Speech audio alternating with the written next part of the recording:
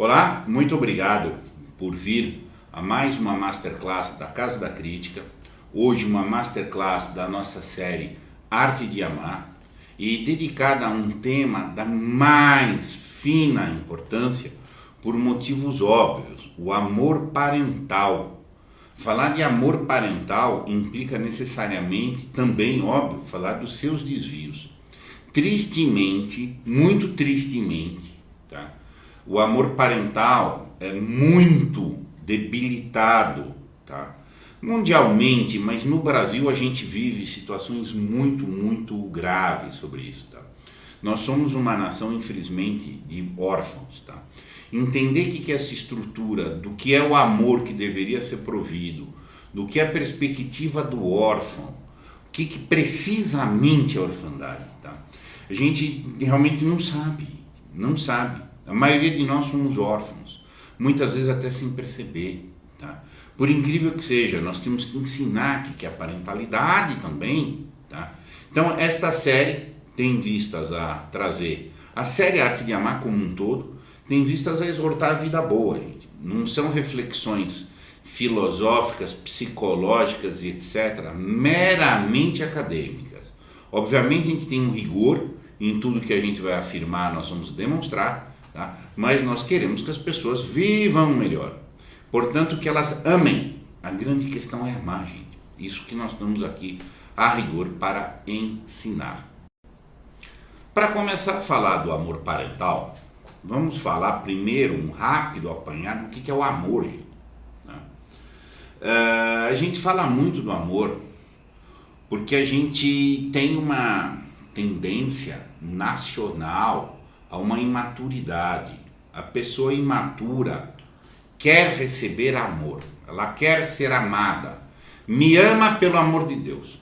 Se você não vai me amar, finge que me ama. Sim, isso é uma situação, gente, generalizada aí que todo mundo sabe testemunhar isso. Nós somos cronicamente carentes. Tá? A educação do amor e ligada à educação da existência, a rigor, educação do amor, educação da existência, é absolutamente igual à maturação humana.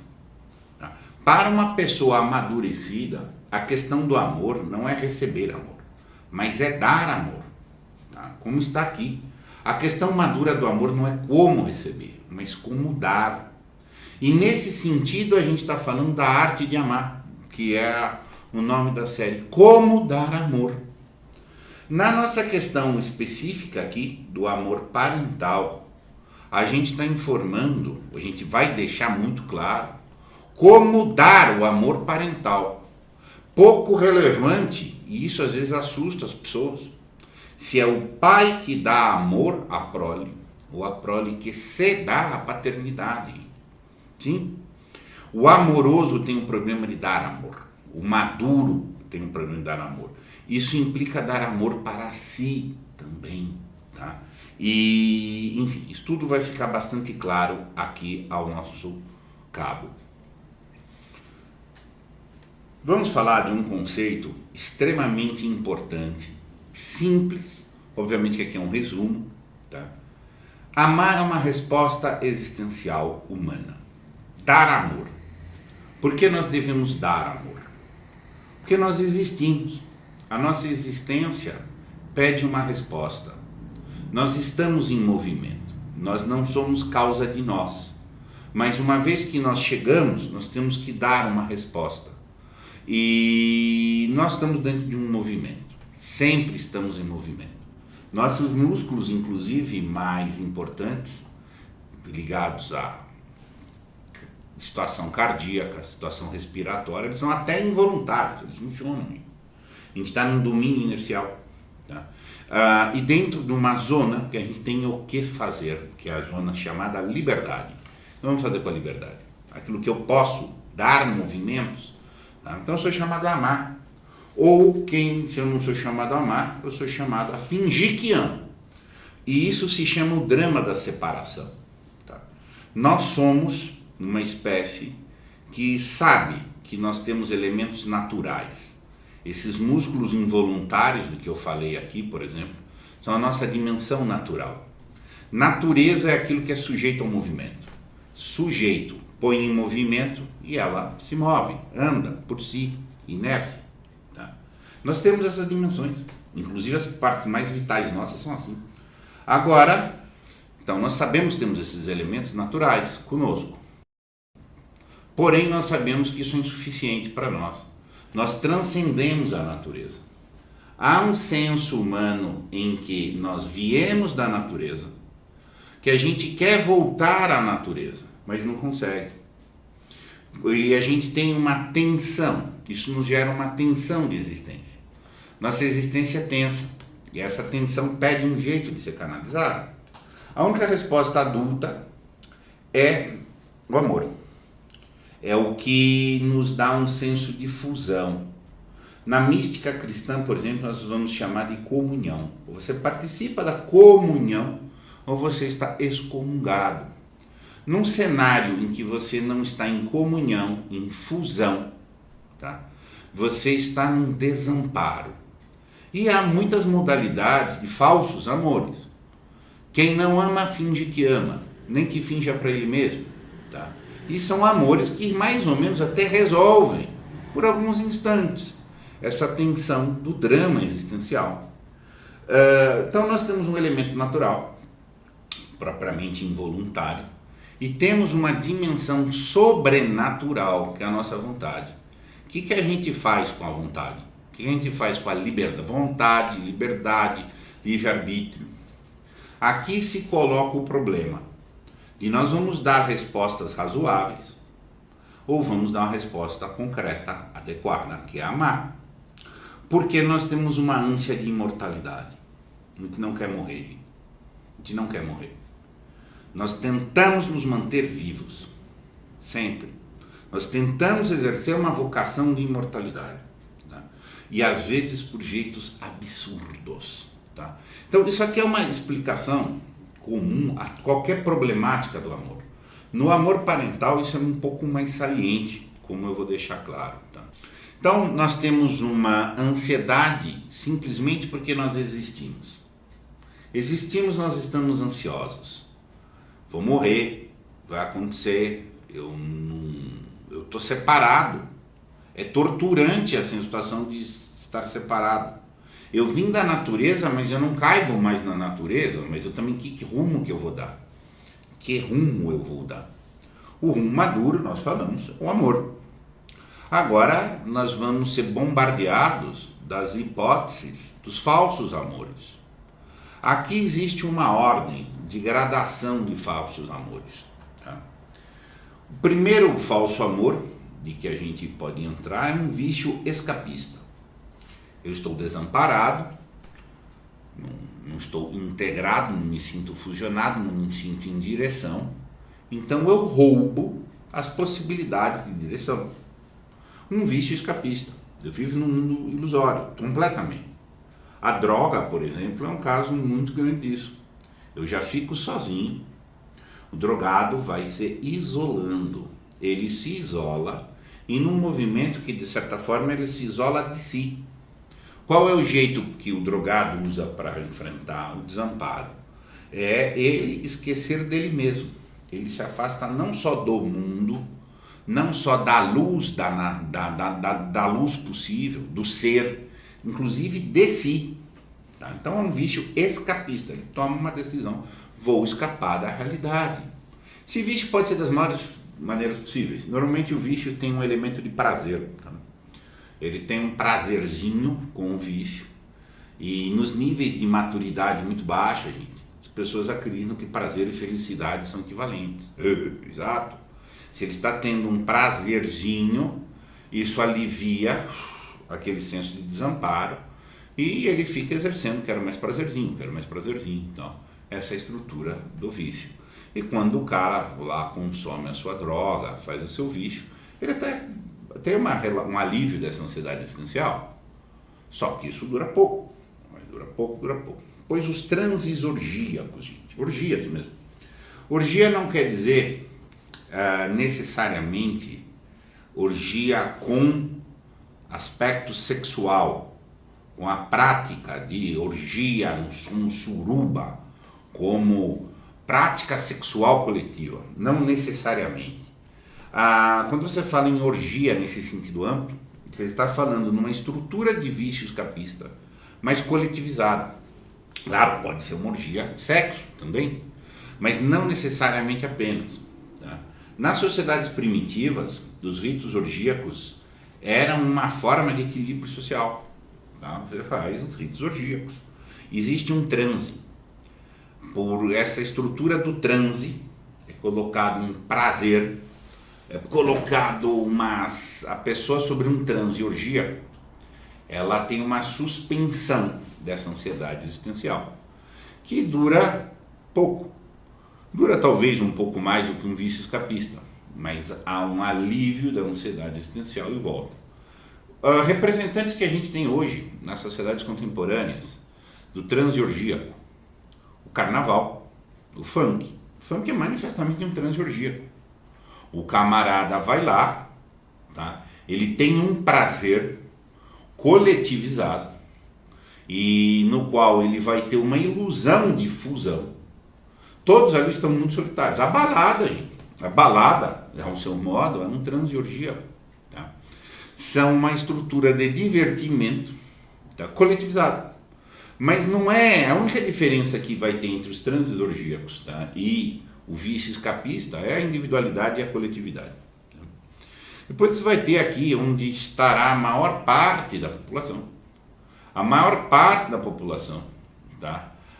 Vai resolver essa questão da ansiedade existencial dentro de uma conformidade de rotina. A pessoa está ansiosa, ela é ansiosa, ansiedade que é resolvida só pelo amor. O drama do desamparo, do etc., da vontade própria de querer ser imortal, tá? Se não se realiza pelo amor, vai por essas formas. Então uma das formas é rotinizar as coisas. Então, eu estou ansioso, não, fica, você tem uma pseudo-segurança. Você sabe que nesse horário começa isso, naquele horário começa aquilo, que tem uma rotina pré-determinada. O mundo do trabalho é isso aqui, gente. O mundo do trabalho é isso. O analfabetismo funcional é isso. É um critério de conformidade. Isso pode ser social, pode ser do trabalho, pode ser familiar. As tensões são diminuídas na medida em que tem mais ou menos uma estabilidade de previsibilidade. E a pessoa acha que essa previsibilidade da rotina, né, mais ou menos é um amparo que ela vai ter. A maior parte da população está aqui. O caráter predominante humano é o caráter parasitário, que é um caráter que não ama, é um egoísmo mais sutil, não é tão perverso quanto um predador, mas é um caráter improdutivo. Então o cara quer uma rotina para ficar vivendo aquilo, etc. Um dia acaba a rotina do cara, ele tem desespero. Você vê isso, claro, no mundo dos aposentados. Tá? Você vê isso aqui como uma perversão parental absurda, gente. Chega a hora de filho sair de ninho. E aí cria aquele problemaço, porque o fluxo da vida é que a prole sai do ninho. Aí, não tinha amor parental, tinha rotina. As pessoas perdem o chão. Exato, então tem que tomar muito cuidado com isso aí. Depois existe, e aqui propriamente a gente já entra em respostas amorosas, a dimensão de produzir, criar ou gerar. Muito importante isso aqui. Tem diferenças, tá, entre o que é produção, o que é criação, o que é geração. Mas vai num grau de fineza filosófico, até teológico, que não é dos propósitos da nossa live.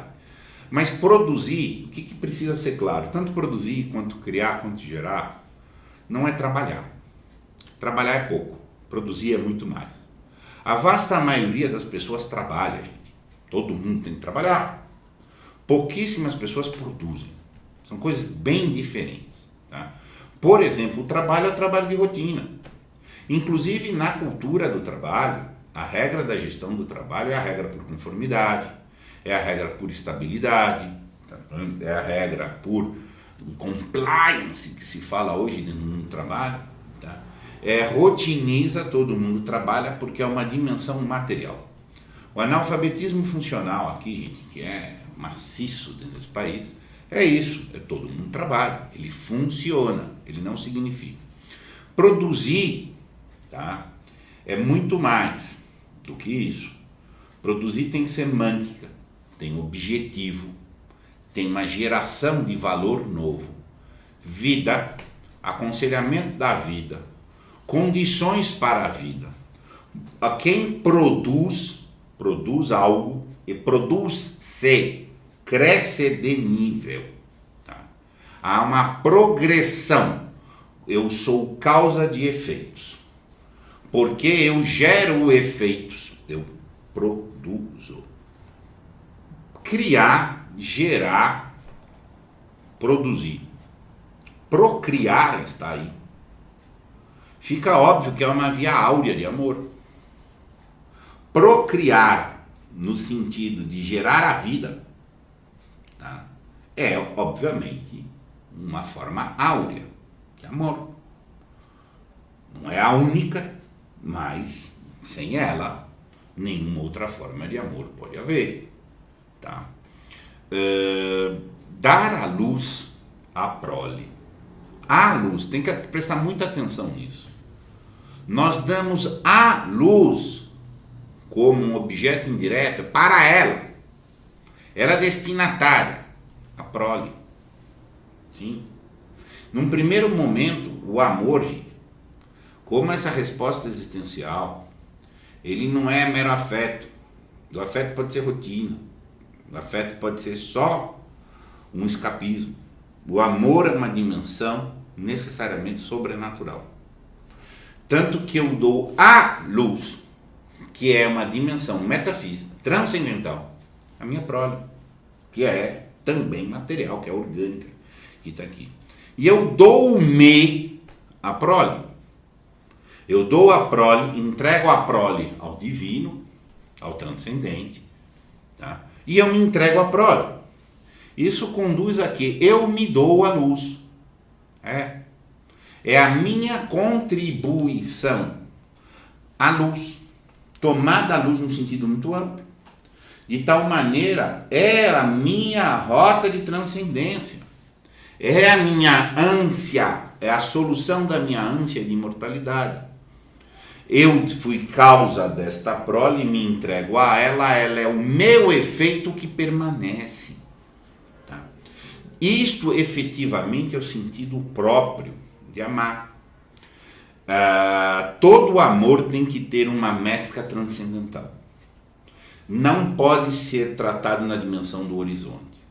Se está tratado na dimensão do horizonte, é paixão, é afeto, é companheirismo eventualmente, mas não é amor.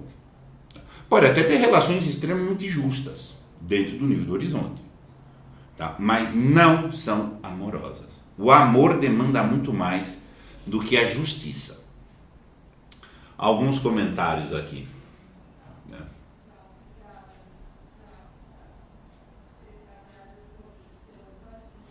Há uma pergunta aqui do Carlos. O senhor relaciona o amor verdadeiro à metafísica? Sim, absolutamente.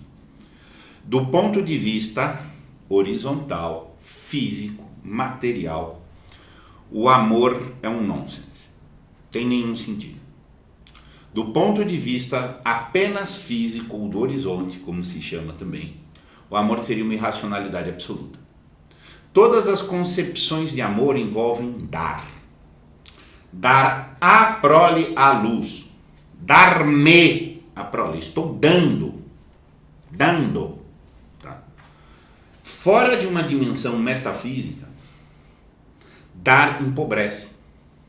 É só numa dimensão metafísica que dar me enriquece.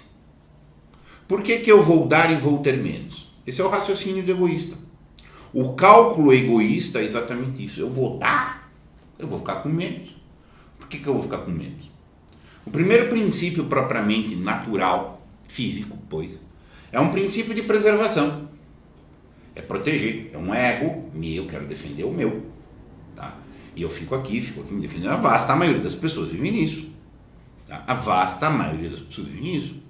A vasta maioria dos amores são egos coletivos. Aquelas estruturas anteriores de que a gente viu ali, de transorgíaco, de rotinas, são coletivizadas também. Casamentos podem ser rotinas, relações parentais podem ser mera rotina, porque o cara quer uma companhia. Não é que ele está dando, ele está fazendo sutilmente uma lógica de mercado. Ele está investindo. Eu te levo alguns afetos, mais ou menos você tem que me devolver alguns afetos, etc. Porque do contrário, para que isso? Se você não colocar metafísica para dar equilíbrio, não fecha a possibilidade de amar. Isso vai ficar um pouco mais claro daqui para frente. A gente vai fazer um declínio, a gente vai estudar essas formas de amor. Tá? Eu trouxe aqui uma contribuição registrada na obra O Banquete de Platão. O Banquete de Platão é um dos clássicos da reflexão sobre o que é o amor. E Diotima de Mantinéia, segundo este diálogo platônico, orientou Sócrates sobre o que é o amor. O Banquete de Platão traz muitas contribuições do que seria amor. Paixão, desejo, glória, etc. E ela já trouxe aqui uma perspectiva deste aspecto da produção, que tem que produzir. E é uma produção para dar resposta a um anseio de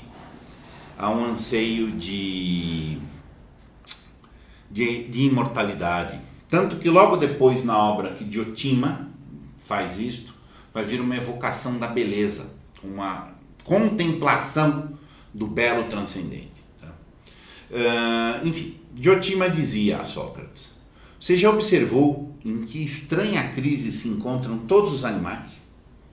Os que voam e os que marcham, quando são tomados pelo desejo de procriar? Como ficam doentes e possuídos de desejo? Primeiro no momento de se ligarem e depois quando torna necessário alimentar os filhos. Ela está falando aqui de uma dimensão do instinto, uma questão instintiva dos animais. Só tem esse aparato. Tá? E eles têm o desejo de procriar.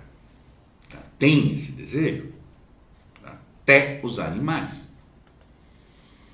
Tanto no caso dos humanos como dos animais, a natureza mortal busca, na medida do possível, perpetuar-se e imortalizar-se. Apenas desse modo, por meio da procriação, a natureza mortal é capaz da imortalidade, deixando sempre um jovem no lugar do velho. Muita atenção nessa passagem aqui, a natureza mortal. O que é a natureza mortal? Aquela animalidade. Eles já estão num contexto aqui de que a alma humana persevera, mesmo após a morte do corpo. Mas o único modo amoroso da natureza mortal é a procriação. Ela vai defender neste diálogo que o homem tem essa via áurea de procriar. Também outra ser biológico, mas que ele também tem outras formas de amar. Tá? O mesmo vale, e aqui ela vai fazer uma grande crítica das más respostas ao amor. O mesmo vale para a ambição dos homens. Você ficará assombrado com a sua misteriosa irracionalidade. Reflita sobre o que se passa quando eles são tomados pela ambição e o desejo de glória eterna. É pela fama, ainda mais que pelos seus filhos, que eles se dispõem a encarar todos os riscos, suportar fadigas, esbanjar fortunas e mesmo sacrificar as suas vidas. Olha só, fama é expressão de poder. Isso às vezes é difícil para as pessoas perceberem que ou há poder ou há amor. E isso vai ter que ser muito bem entendido dentro deste workshop como um todo. Se o poder entrar, sai o amor. Entrou por uma porta do poder, sai pela outra ou vice-versa. E a gente verifica isso. O poder, a fama, a reputação, o prestígio e etc. Esses bens horizontais, tá? Eles têm uma dimensão erótica. Isso é eros. Isso tem uma excitação. O erotismo não é apenas uma dimensão sexual, tá? Esta forma aqui é uma forma erótica também. A gente vai falar um pouco de eros um pouquinho na frente. Aqui ela está fazendo a crítica da baixeza humana, da maior parte mesmo que não ama. Por quê? Então ele se entrega a uma busca de fama, de reputação, de poder, de etc. Quem faz isso, hein? O workaholic. O workaholic é uma faminha. Para ele dizer que ele morreu de trabalhar. Para ele dizer que ele tem um cartãozinho, o diplominha, o negocinho da mesinha dele, lá na corporação. O workaholic ele não produz, ele só trabalha. Ele trabalha tanto que não tem tempo para produzir. Tá? Ele vai para o trabalho exatamente para não produzir. O trabalho tem que ser um meio para que te oriente a uma boa produção, te viabilize a produção. Agora, você não produzir justamente foi trabalhar, é uma perversão. O que ele está buscando? Uma fama. De ser o CEO, ser o cara assim, e olharam para mim. É esse tipo de coisa mesmo. É exatamente esse tipo de coisa mesmo. E aí ela continua. Aqueles cujo instinto criador é físico, recorrem de preferência às mulheres e revelam o seu amor dessa maneira, para que pela geração de filhos se podem assegurar da imortalidade. A questão do amor íntimo entre os gregos era prática recorrente à homossexualidade. E o homem que quiser, quando ela fala aqueles cujo instinto criador é físico recorrem de preferência às mulheres, está falando aos homens que quisessem a procriação.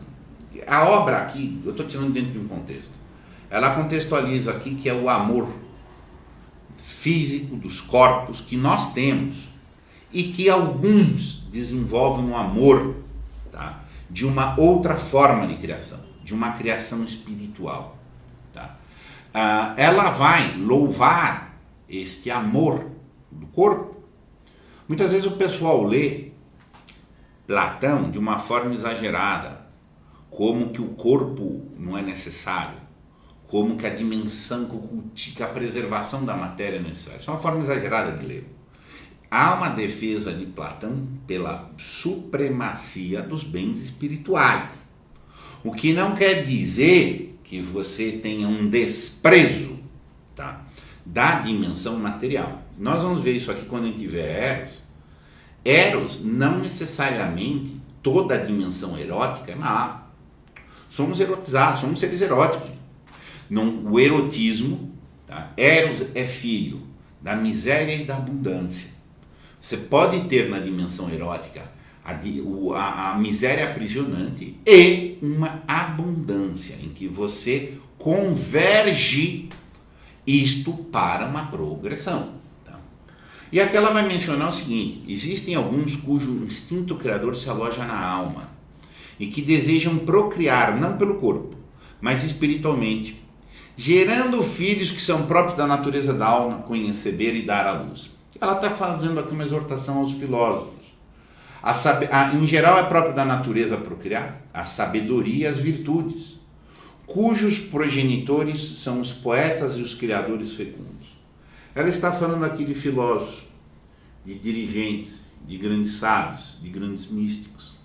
Se você não gerar vida, ou mesmo que você gere a vida, no sentido orgânico, você pode aconselhar a vida, você pode dar rumos na vida, você pode fazer isso, não, e isto não é ou um ou outro. Tá? O que você pode perceber que a gente vai verificar isso. É muito basal a forma que as pessoas pensam hoje. Criei filho. Eu tenho filho lá, tudo bem, mas você dá alimento nesse sentido espiritual, de virtude, de fomenta esse crescimento? Não. Então, tá pobre, né? É esse um tipo do contexto. Mas o que tem que ser tirado daqui? O sentido da abundância e do sentido que necessariamente, feito um colega já sussurrou, a referência do amor é metafísica. Tá? Na hora que a gente avançar, isso vai ficando mais e mais claro. Bom, vamos agora aqui, feitas umas apresentações, vamos agora estruturar um pouco a fundamentação. Existe uma divisão tradicional dos amores. Tá? De um lado, chamado Eros, que também pode ser chamado de amor natural. Deste outro lado, o amor ágape e o amor filia, que são amores já de uma dimensão sobrenatural. A vasta maioria dos ditos amores são amores eróticos. Eros, falar, isto é erótico, isto suscita uma polaridade. Eros vive do polo. Portanto, falar em Eros é falar em polarização. Seja um polo masculino, um polo feminino, tá? Seja a tensão que isso dá. Todo Eros é feio. Não, é o Eros que coordena, o sexo que manda no mundo. Eros é muito mais do que sexo. Essa dimensão sexual também é erótica, mas Eros é muito mais amplo. Eros tem um vínculo com o desejo. Desejo. Tá? Eu desejo coisas. Eu desejo uma mulher. A mulher deseja um homem. O adolescente deseja o tênis. Ele quer porque ele quer aquele tênis. Isso é Eros. Uma das características próprias do Eros é que você deseja até ter. Você deseja posse, por isso é poder. Eu quero um poder sobre algo. Então, assim, o adolescente quer o tênis. Ele quer o tênis, quer o tênis, quer o tênis. Assim que ele tem o tênis, na meia hora ele está com tédio. Ele não quer mesmo o tênis. Isso é Eros. O cara quer, eroticamente, uma mulher. Depois quer duas, quer três, quer quatro, quer todas as mulheres. Tá? Nesse sentido, isso é desejo. Isso é diferente da vontade. Quando a gente fala o cara quer, em termos coloquiais, o cara quer dizer duas coisas, ou ele deseja ou ele quer. Quando você quer algo que você mantém. Eu desejo uma mulher, ok. Depois que eu tiver a posse, tem desgosto nenhum. Eu quero uma mulher, não, eu quero. Me preparo para ter, preservo quando eu tiver, vou zelar por ela. Isso chama vontade, é um esforço ativo. O desejo é quebradiço. Por quê? Porque ele é matéria. Matéria física é o caos. Tá? Ela é quebradiça. O pouco de ordem que nós podemos pôr na nossa dimensão material é um elemento espiritual chamado vontade. Quantas pessoas desejam filhos, gente? Que é o nosso foco aqui, amor parental. Praticamente todo mundo. Dificilmente você vai ter quem não deseja filho, porque é por causa do instinto natural. Desejar filhos, instinto natural. Vai ter 2, 3 em cada 1 milhão que nunca desejaram ter filho. Mas não morre de medo de ter filho. Não tem vontade de ter filho, que é uma coisa diferente. Você quer ter filhos? Então tudo bem, você se preparou para isso psiquicamente? Se ela reservou energia psíquica, financeira, tempo, convergiu a sua vida para essa preparação? E mesmo assim você vai, então você quer.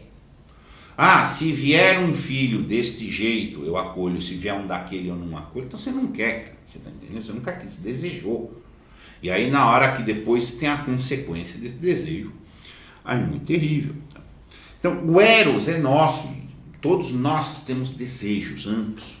Tá? Não é feio desejar. O que eu preciso é cooptar o Eros. Tem que ter prazer também. É óbvio que tem desejos dentro da vontade, mas quem tem que prevalecer é a vontade. Se você tiver uma vontade, o desejo está muito vinculado ao prazer, a vontade está muito vinculada à felicidade. Nas concepções vulgares, as pessoas acham que felicidade e prazer é a mesma coisa. É perfeitamente, inclusive, mas isso é uma coisa básica. Se a vida tem muito prazer, tenha certeza que é uma vida infeliz. Por quê? Porque o prazer alivia aquelas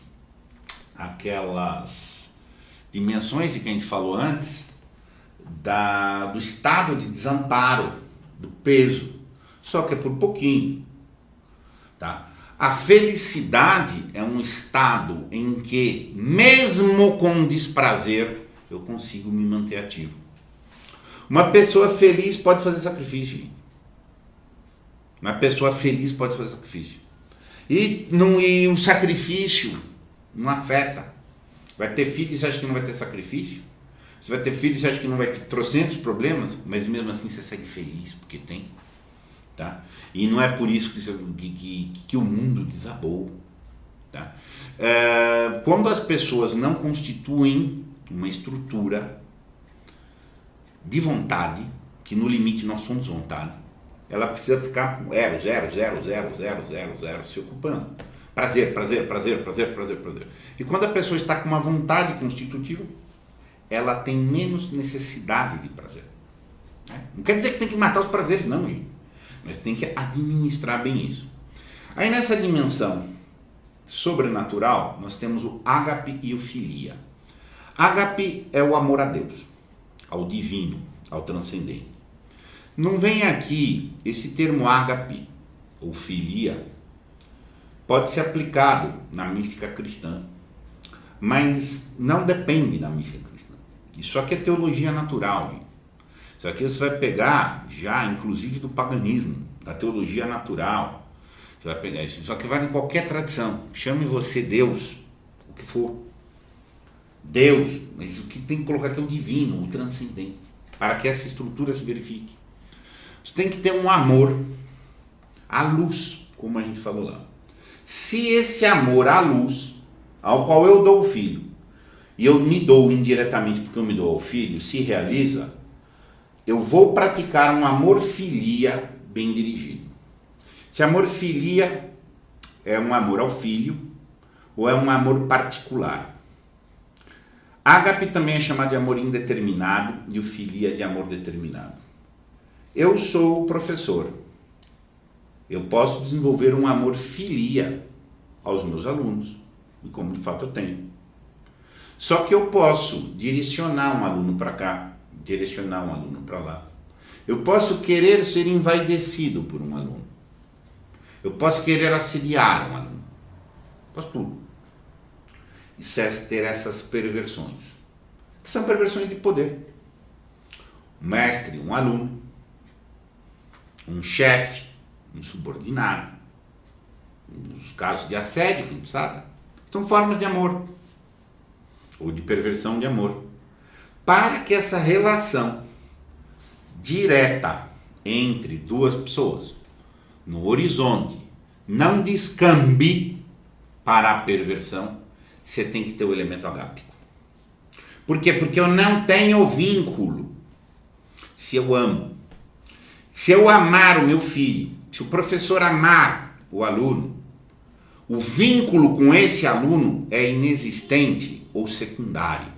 Porque o vínculo da realização do amor é agápico. Vou deixar isso aqui um pouquinho mais claro, porque isso às vezes é muito forte. Criaram-se vínculos entre as pessoas horizontais. Você está alimentando o poder. Você só pode ter uma relação amorosa triangular. A referência é lá em cima. E então eu direciono para cá. A referência é a luz. Então eu referência para o objeto. Eros, que é o amor natural. Esse é o amor natural cuja pulsão nos vem por níveis de instintos. Nós temos instinto de ninho, nós temos instinto de pertença, nós pertencemos a alguns grupos, pertencemos a uma nação, a uma vizinhança, algumas coletividades. Isso é instinto. Existe isto. Você não tem que matar o Eros absolutamente. Você só tem que tentar ficar do lado da abundância que ele pode te gerar e evitar a miséria e a prisão que ele pode trazer. Desejo, gente. O desejo é maior do que a polarização sexual. Eu desejo tomar um vinho legal hoje e ter o gozo de que eu estou tomando um vinho. Para poder tomar mesmo, entendeu? Não é chato, enfim. Mas, enfim. E aí o que acontece? Não tenho que matar os desejos, mas eu não posso me escravizar do desejo. O número de pessoas escravas do desejo é assustador. É assustador. E o cara fica chamando a migalhinha de amor. Posse e afeição. A gente tem a tendência a se afeiçoar às coisas. Isso é eros. Eu me afeiçoo. Posso me afeiçoar até o feio, ao ruim, mas vira uma rotina. Quer o melhor exemplo de afeição? Aquele jeans que eu tenho faz 30 anos. Nossa, que gostoso aquilo. Seja bonito ou feio, o fato é que você se afeiçoou, rotinizou com aquilo ali. E as relações pessoais podem ser uma afeição. Tá? Tem nada de amor aí. É prazer. É gostoso ver o jeans de 30 anos atrás. Nossa, que legal. Te dá uma satisfação prazerosa, mas isso pode estar nas relações humanas. Pode estar perfeitamente nas relações humanas. As pessoas se afeiçoam. Os vícios, as coisas, podem ser vícios de pessoas também. Tá? Sentidos de prazer. Senso. Eros tem um senso de prazer. Tá? Tem um senso de buscar prazer e rejeitar desprazer. Objeto. Eu tenho prazer por este objeto. Tenho prazer por isso. Tá? Eu tenho prazer por aquela mulher. Mas não quer dizer que eu tenho prazer pela dimensão do meu masculino e do feminino. Sabe aqueles caras que falam assim? Eu odeio criança, mas eu adoro meus filhos. Então tem uma relação de afeição com teus filhos. Então a relação é exclusivamente de objeto. Exato. Não é relação com a infância, não é relação com a vida, não é relação com o amor. Tá? Defesa. A Eros é defesa, gente. É meu, não é teu. É pra mim. Poder. É poder. Horizontalidade. Tá aqui. É poder, é defesa. Eu pego, é limite, é território. Então tem uma proximidade muito grande com o egoísmo, Eros. Não precisa, como eu falei, necessariamente toda dimensão, toda expressão erótica ser egóica, tá? Mas tem uma proximidade muito grande com o egoísmo. Essa é a dimensão que as pessoas vivem, na maioria das vezes, e chamam isso de amor. O amor agápico é um amor indeterminado, transcendência, é a Deus, ao divino, ao sobrenatural. Amor ao amor. Eu amo amar, e por isso a questão de uma colocação aqui que foi feita. Posso amar vários? Sim. Tá? Se você ama o amor, você distribui isso em vários objetos. Porque você está amando o amor. E não esses objetos em particular. É lá na luz, no todo, que te preenche. E não esses meios que estão aqui. Quando você achar que é esse meio que te coloca, você vai ficando vazio. No amor ao amor, nós temos um senso de gratidão, de ser, entrega e verticalidade.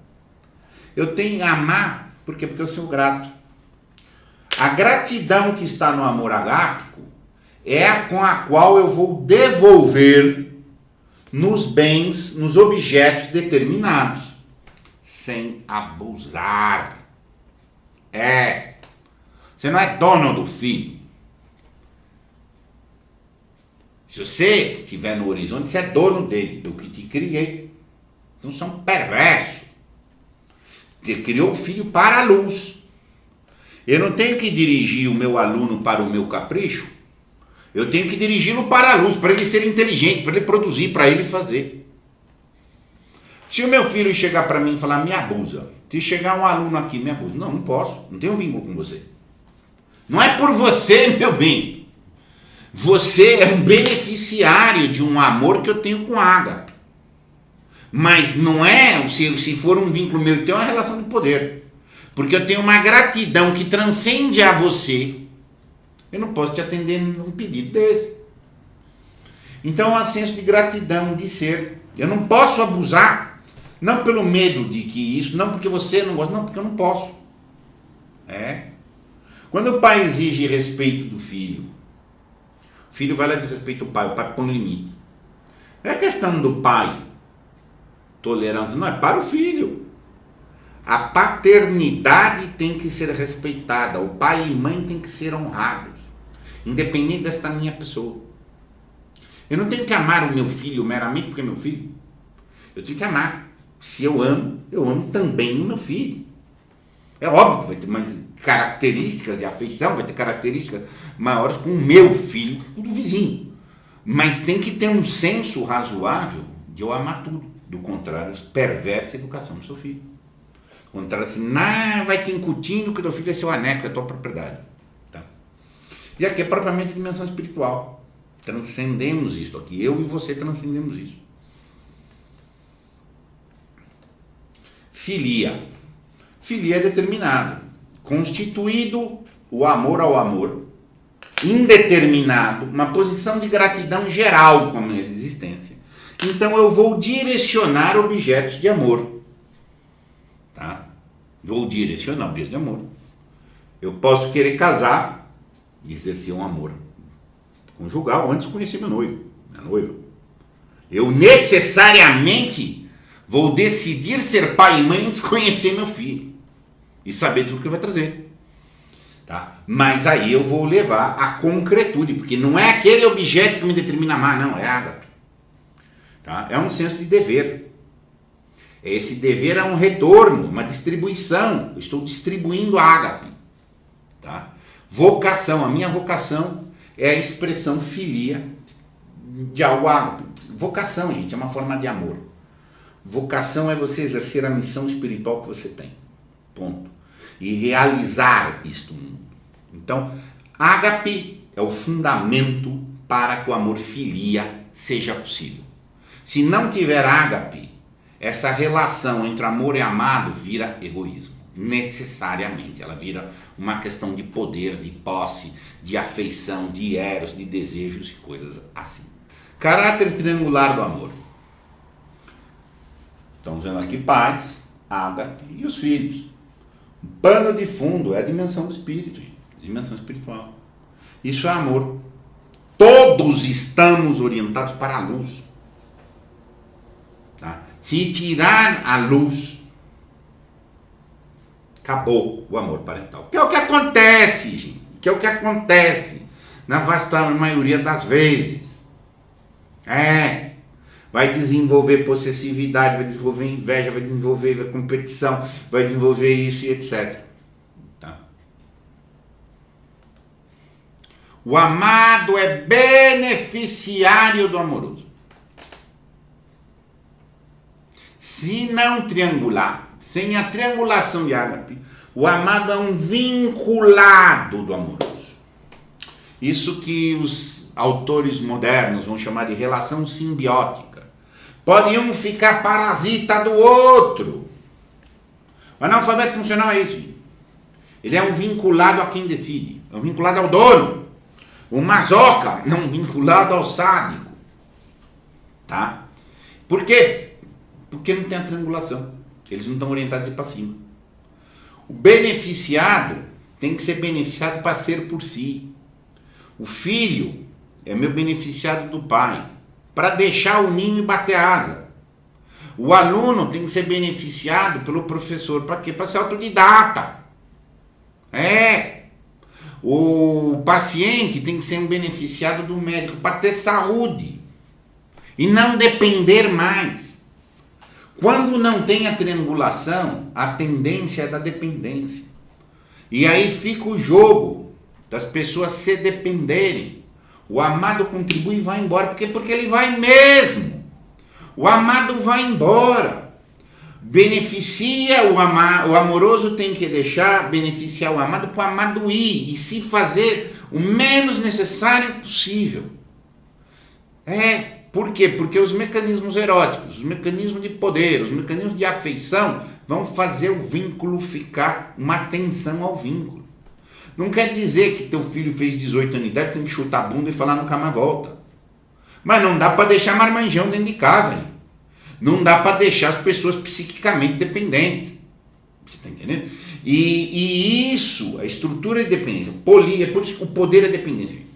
Poder, política, esse tipo de coisa. Entendeu? Então por isso que se não tivesse triangulação, não é para ser por si. chama liberdade. Aquilo que quase ninguém tem. Aquilo que todo mundo fala que quer, mas foge dela.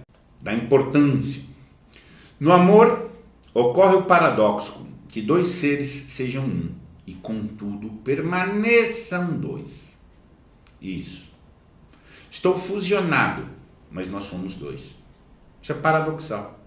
Me fusiono com o cônjuge, me fusiono, inclusive, com a prole, dentro de certos limites, preservados que nós somos dois. Por quê? Porque o preenchimento existencial meu e dele é com a luz. E ele não pode ser parte de um todo comigo. O que vai preencher um senso de todo, todos nós estamos buscando o todo, o amparo, contra o desamparo. Agora, se eu preencher com o pai, com a mãe, com a turma, com a sociedade, com a cultura social, nossa senhora, você vai ser um monte de parte solta. Você não individua. Tá? Fernanda, é possível amar alguém sem saber quem ele é? Sim. Sim. E isso para o bem ou para o mal, tá? Aguarda um pouquinho isso aí, É possível, na realidade eu vou reformular, é possível ser amoroso sem conhecer o objeto do amor. Falando em termos muito precisos. Quando você fala amar alguém, esse alguém já é um objeto aí e tal, mas é possível ser amoroso sem conhecer o objeto do amor. Isso sim. Só voltar aqui. Aqui nessa passagem do Fromm tem a grande questão. Nunca pode se permitir que o amado deixe de ser um. Nunca uma pessoa pode se permitir que ela não seja um. Ou ela está abrindo mão da liberdade dela. Se em nome do amor você deixou de ser um, ainda que paradoxalmente, em algum senso, você seja dois, e ainda que paradoxalmente, em algum senso, você seja dois para ser um, você tem que ser um. Senão você desenvolve o que se chama relação simbiótica, que é a relação sadomasoquista. O pessoal acha que sadomasoquismo é aquela coisa de perversão sexual, de bater na cama e tal, isso também. Isso é uma visão caricaturizada do sadomasoquismo. Tá? Mas o sadomasoquismo é um preenchimento de uma pessoa por outra, como uma condição de dependência. Tá? Agora vamos ver aqui, e aqui é uma questão bem mais prática, tá? Como é que tudo isso se põe em coisas concretas? Bem, aí tudo bem, tem uma explicação, o problema da liberdade, do desamparo, do direito, tudo bem, mas e aí, como é que vamos aí? Vamos ser pai, vamos ser mãe, em termos concretos. O que faz? 4 frentes. Atitudes interdependentes do amoroso. Para qualquer amoroso. Para o pai, está mais preenchido aqui. Cuidado. Tem que cuidar. Você tem que cuidar. Alimenta, veste, protege, instrui. Enquanto o vínculo é de dependência, a criança chega totalmente dependente. Ela vai ficar no ninho por um período. Depois ela vai sair do ninho. Mas na hora que ela está ali, na hora que ela precisa do cuidado, tem que dar cuidado. E se não der o cuidado, gente, é assustador. Quantas pais não cuidam de filho? Amor é cuidado. Respeito. Respeito é o limite da integridade. Por mais que você tome cuidado, há um limite. O cuidado vai até onde não entrou na integridade do amado.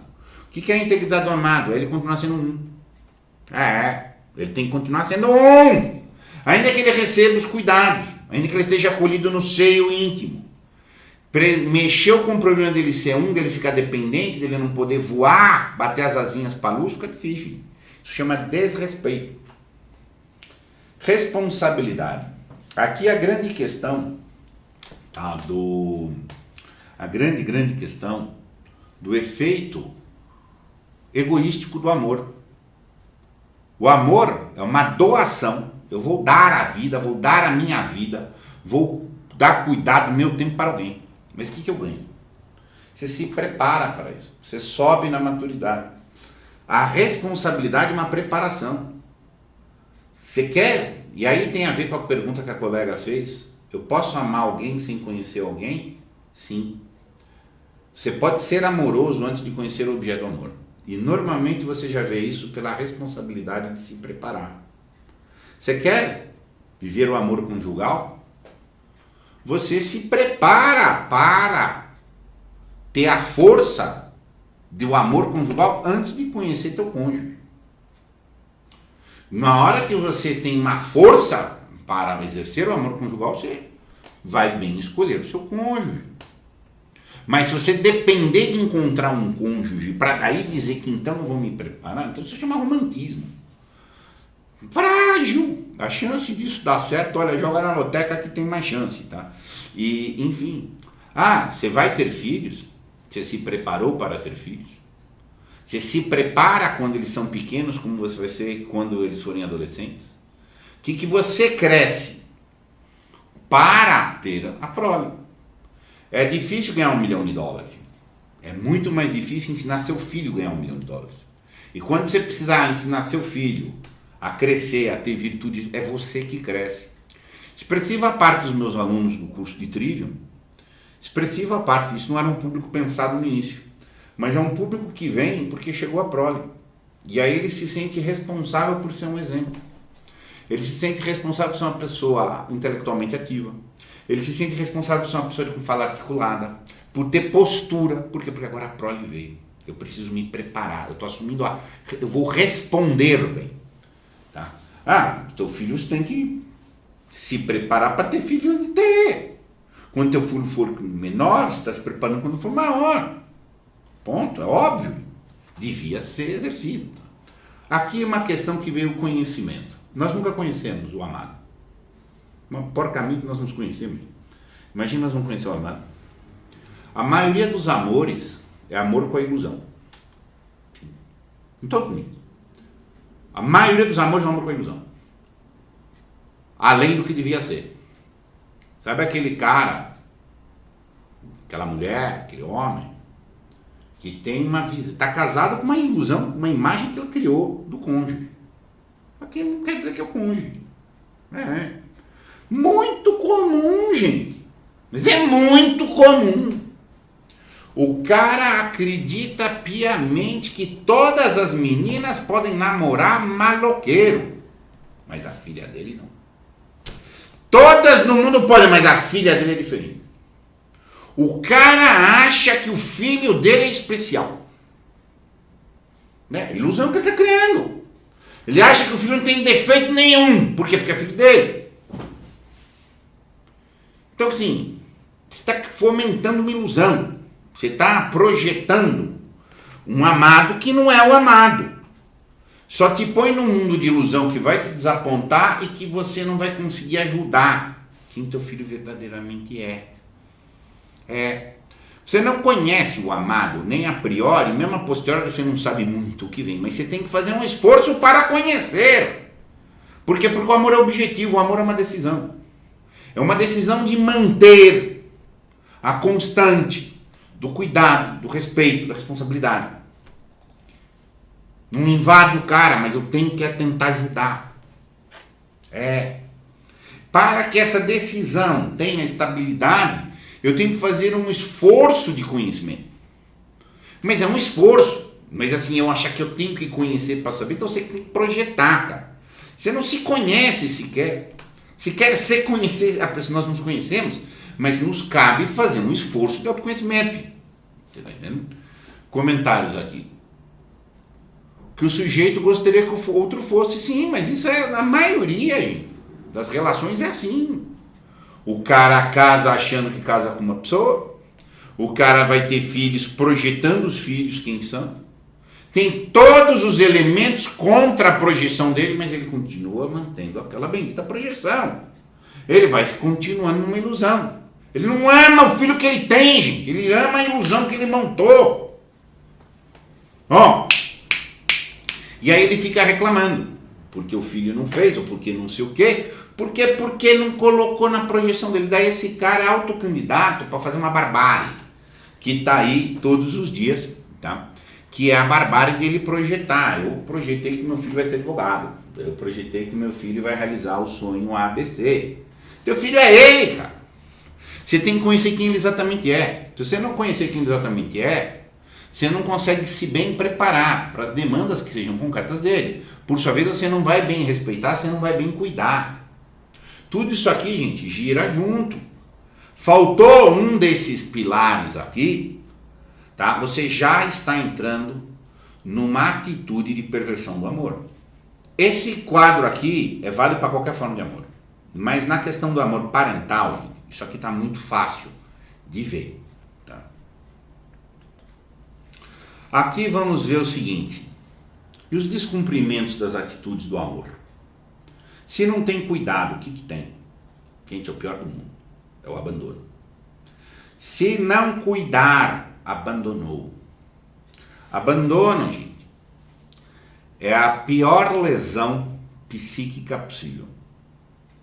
Porque entre todas as lesões, abandono, humilhação, violência, injustiça, um cacete, etc., o abandono é a somatória disso tudo. Abandonar a prole é uma canalice sem tamanho. Mais comum do que peixe no mar, gente. Tristemente, tem que ser falado. Difícil a situação da orfandade por abandono. O abandono não precisa ser absoluto, mas os casos de abandono absoluto são gigantes no Brasil. Grandes, porque não tem cuidado. Só de não ter o razoável cuidado, uma forma de abandono. Cuidado é basal. Então a maior lesão que pode ter no amor parental é abandonar. Respeito. Violou o respeito, você está humilhando a pessoa. Está colocando ela com menos. Você está ferindo intimamente. Teu filho, o filho teu, dele, os filhos, somos um.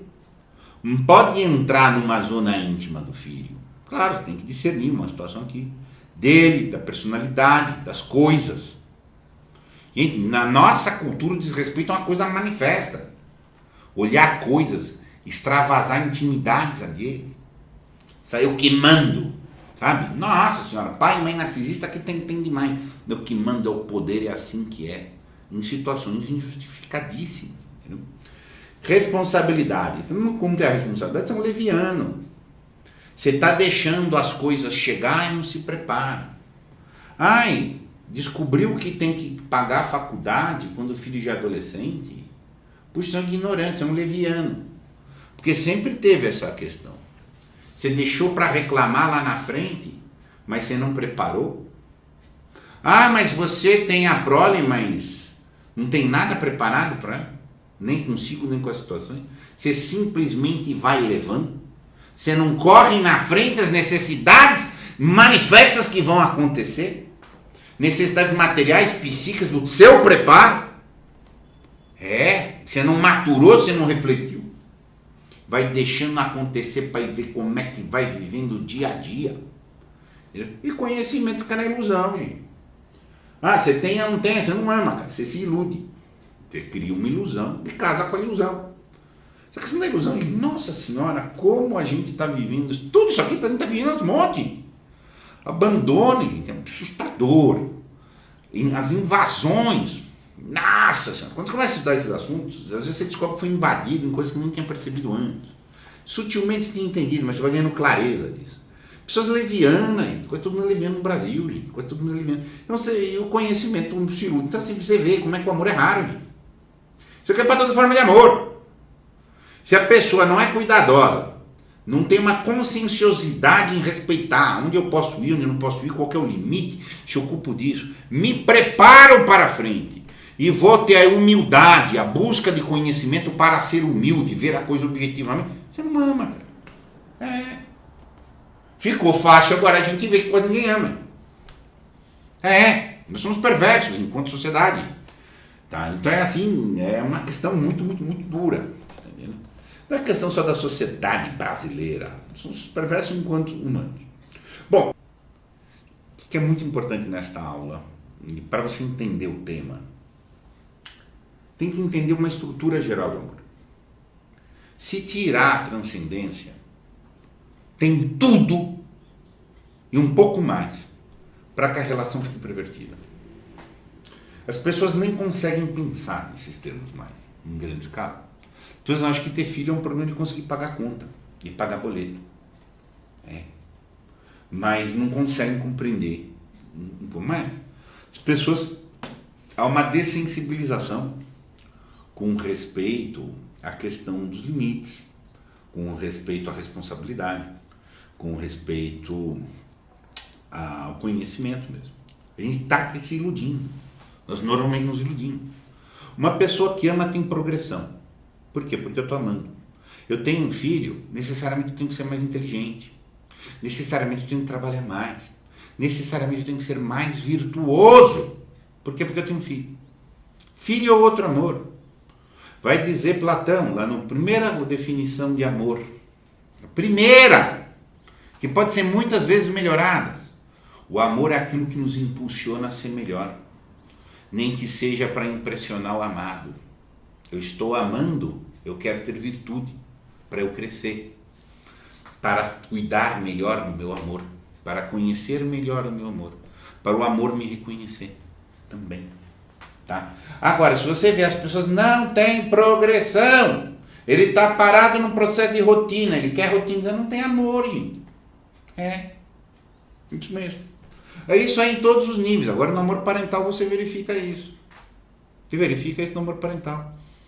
Você tem um filho, cara, mas tua vida não se transformou, você não se tornou mais cônscio, tua conscienciosidade não aumentou, tua diligência não aumentou, tu não aumentou um monte de aparatos, inclusive biológicos, em você porque você tem a prova. O que você tem que dizer pro cara? Você é um bosta, cara.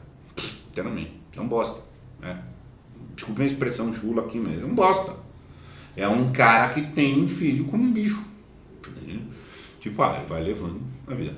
Teve uma pergunta lá no começo, cultura pet. Cultura pet é uma mensa escapismo. Porque entenda uma regra muito simples. Quem não ama precisa fingir que ama. Quem não ama precisa fingir que ama.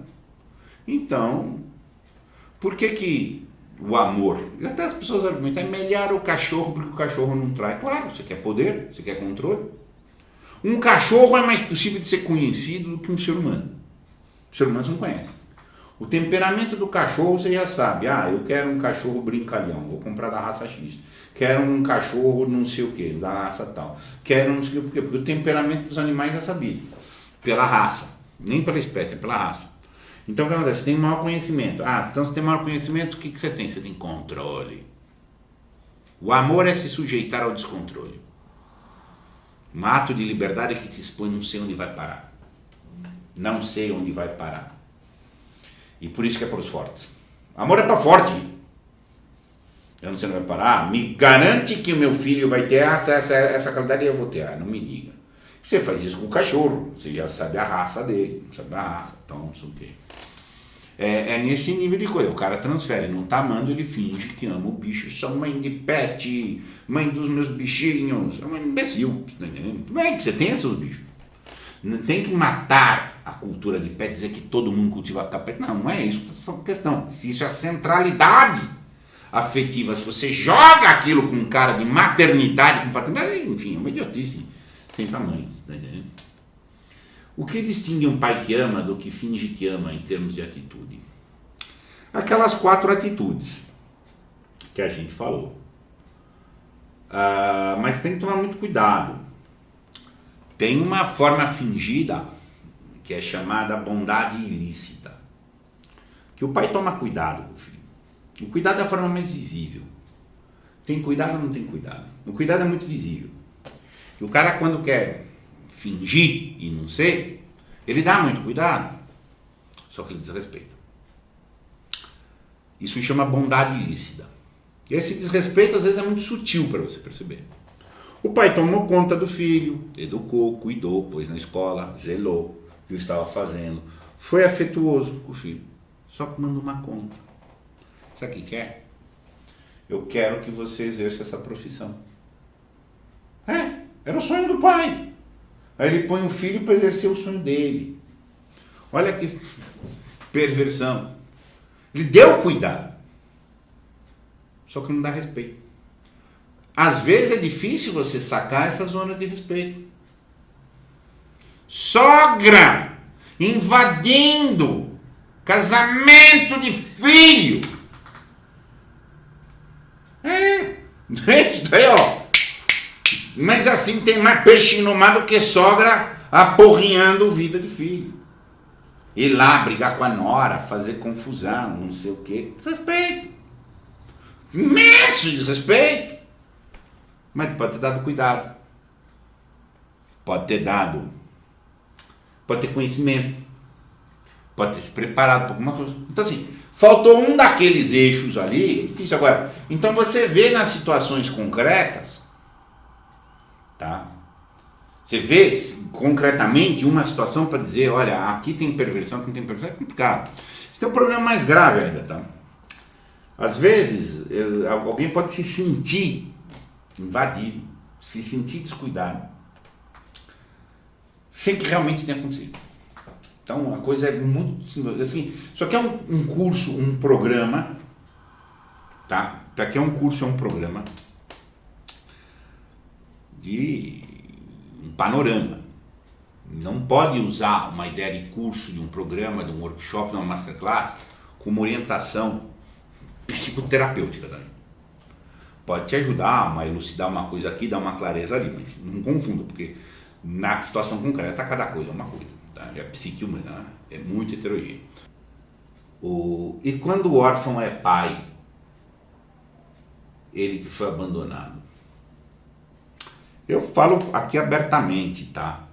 Uma questão. Eu sou órfão. Vou falar um caso pessoal aqui. Eu entendi o tamanho da minha orfandade quando eu me tornei pai. Eu entendi. Eu sofri muito mais o peso existencial da orfandade quando eu me tornei pai. Foi muito mais difícil. Aí eu entendi que eu perdi. E eu insisto, repito, a minha orfandade é uma orfandade menor, no sentido, meu pai morreu, mas não fui abandonado. E aí o que eu posso adiantar? Que isso vai ser tema do Bruno também, mas o que eu posso adiantar? Você vai ter que fazer a preparação, porque nós temos que nos preparar para ser pai, psiquicamente. Uma pessoa que carrega uma dificuldade desta já, ela pode ser pai. Mas você deve esperar que ela tem que ter um preparo próprio, reflexivo, existencial, ativo, denso, muito maior. Muito maior. Mas é muito maior. Sabe por quê? Porque vai vir o tranco. Né? Você vai sublinhar essa questão. Aula 3 também, isso daí do Bruno, tá? E por manipulação da mãe, os filhos abandonam o pai. Isso acontece muito, tá? Muito, muito. O que essa mãe tá matando nesse caso aí?